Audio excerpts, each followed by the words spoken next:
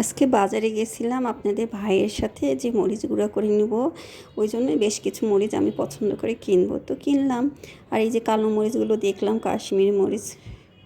এই তো ভালোই ছিলাম। তো আসসালামু আলাইকুম, কেমন আছেন? কিন্তু নতুন একটা ঘটনা ঘটলো আমার জীবনে, ফার্স্ট টাইম, মানে খুব বেদনাদায়ক আর খুব কষ্ট লাগছে। এরকম ঘটনা ঘটবে আমি চিন্তাও করি না। আমি ঢাকাতে কয়েক বছর ধরে আছি, কিন্তু আমার লাইফে এটা হয় নাই। তো এই তো অবস্থা। তো বাজারে তো গেলাম, মনের সুখে সব কেনাকাটা শুরু করলাম।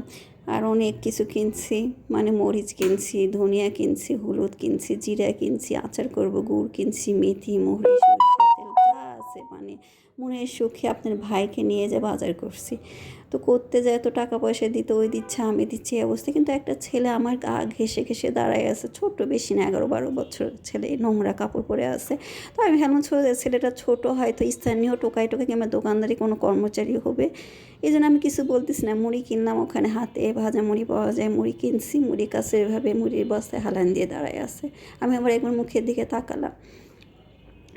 তারপরে মরিচ কিনলাম, মরিচের ওখানে বেশ কিছু টাকা আপনার ভাইয়ের জন্য হাতে কিছু টাকা রাখছে, আমাকে বেশ কিছু মোটা টাকা আমার ব্যাগে রাখার জন্য দিচ্ছে। তো মরিচ, ধনিয়া, জিরা, হলুদ কেনার সময় ওখানে একটু বেশি টাকা পড়ে গেছে, ওই টাকাটা আমার ব্যাগ থেকে বের করে দিচ্ছে, ছেলেটা ওখানে দেখছে। আর যেগুলো অল্প টাকা আপনার ভাই দিচ্ছিল। তো যাই হোক, বাজার টাজার করে আমাদের দুই হাতে দুই জিনিস, আমি মুড়ি নিচ্ছি আর শুকনো মরিচ নিচ্ছি, আর আপনাদের ভাই ভারী মানে ওজনওয়ালা জিনিসগুলো ওই নিচ্ছে, যে গুড় নিচে আরও যেগুলো হলুদ টলুদ মশলা টশলা পাতি এগুলো আছে সব ওর হাতে, ওরও দুই হাতে ভর্তি, আমারও দুই। তো ওই তো ছেলে মানুষ বোঝেনি, তো অনেক আগে আগে বাজারে হেঁটে চলে যাচ্ছে, সবাইকে ধাক্কা টুক্কা দিয়ে। আর আমি তো একটু শেপ করে করে যাচ্ছি এদিকে ওদিকে সরে টরে। তো আমাদের এখানে স্থানীয় বাজারটা বেশ বড়।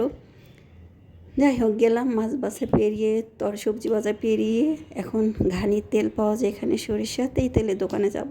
তো যাতে যাই একটা ছেলে দেখে আমাকে আন্টি আন্টি আন্টি বলে ডাকা শুরু করছে। তো আমি পিছনে থেকে মনে হয় ভুল করে ডাকে, আবার একটু সামনে এগোলাম, এগোতে যেই দেখে আমার ব্যাগটা সম্পূর্ণ হালকা হালকা একদম। তারপরে আমি আপনাদের ভাইকে ডাকলাম, এই আমার মোবাইল।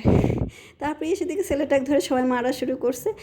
ওই বের করে দিচ্ছে মোবাইলটা, আমি ভাবছি মোবাইল শুধু নিচ্ছি। তারপরে বলছে, না না মোবাইল নাওনি তুমি, টাকা নিছো, টাকা। ওই ছেলেটা আমার টাকা নাওটা দেখতে পাচ্ছে, মোবাইলটা নিছে। আরও 15 মিনিট আগে মাছ বাজার যখন পার হচ্ছিলাম, তখন মাছের দোকানের সামনে, ওখানে তো বোঝেনি ভিড় টির বেশি থাকে, আমি সেভ করে ওদিক ওদিক, আর মুড়ি যেহেতু একটু ফুটা হলে পড়ে যাবে পলিথিনে, এই জন্য মুড়িটা একটু সামনের দিকে এগিয়ে নিয়ে এরকম, আর আমার ব্যাগটা কাঁধে ঝুলানো ছিল। তো যাই হোক, তো আমি সেভ করে আসতেছি। আর ওই এখানে এসে মোবাইলটা অনেক আগে নিচ্ছে, আর এখানে এসে আমার ব্যাগ থেকে টাকাটা নিচ্ছে। ছেলেটা একটা দোকানের কর্মচারী ছিল, সে দেখছে, সে আমার পিছে পিছে আসা দেখতেছে, ওই ভাবতেছে যে খালি শুধু ব্যাগে হাত দিল আমি ধরবো, কিন্তু হয়তো ওরা জানে যে এই ধরনের ছেলেরা এগুলোই করে, পরিচিত হয়তো। যাই হোক, তো ওই টাকাটা নেওয়া দেখছে, ছেলেটা আমাকে ডাকা শুরু করছে, আমি আসছি, এসে দেখে ওই মোবাইল বের করে দিচ্ছে, কিন্তু টাকা বের করে নাই। ছেলেটা জানে না যে ওই টাকা মানে মোবাইলও নিচ্ছে। তো যাই হোক, তখন ওই ছেলেটা বলছে, তুমি হচ্ছে তুই টাকা নিছিস, টাকা বের কর। পরে টাকাটা বের করেছে। আমি তো হতভাগ, মানে এই ছেলে এই কাজ করতে পারে? কতই বয়স হবে, 10-11 বছর। মানে কাকে বিশ্বাস করবেন, কাকে একটু ভালোবেসে কিছু করবেন? মানে আমার ব্যাগ থেকে টাকা নিছে, মোবাইল নিছে, আমি চিন্তাই করতে পারিনি, আমার গা ঘেসে ঘেসে দাঁড়াইছিল। মানে আমি কিছুই মনে করি নাই, যে কি বলবো, যে যাও এখান থেকে, এখানে কি করে, হ্যান ত্যান। মানে আসলে বেশি দয়া মায়া দেখাতে নাই। তো বি কেয়ারফুল, আপনারাও সাবধানে থাকবেন। আর আমার এটা নতুন অভিজ্ঞতা, জীবনে আমার সাথে এরকম কিছু হয় নাই। আর আমি মানুষকে অনেক বিশ্বাস করি, ভালোবাসি, এভাবে যেন আমার দিনটা চলে যায়।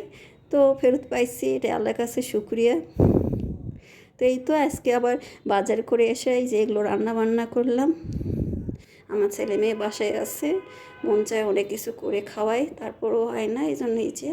তো ভালো থাকবেন, আমার জন্য দোয়া করবেন, আর এইভাবে পাশে থাকবেন। এই তো রান্না বান্না শেষ, কাজটা শেষ, রান্নাঘরের অবস্থা খুবই খারাপ। এগুলো সব কিছু মিলে রান্না করার পর পরিষ্কার পরিচ্ছন্ন করে গোসল করে এই তো খাওয়া দাওয়া করবো। আজকে এগুলো রান্না করছি, কিন্তু ভিতরে একটা কষ্ট সবসময় কাজ করছে।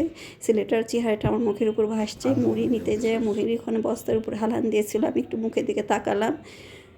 এই তো, আর সবসময় সবাইকে আসলে বিশ্বাস করাও যায় না। তো আজকে রান্না চিংড়ি মাছ দিয়ে, ঝিঙ্গে দিয়ে রান্না করছি, লাউ শাক ভাজি, আর এই তো কাতলা মাছ, ডাল, আমের টক।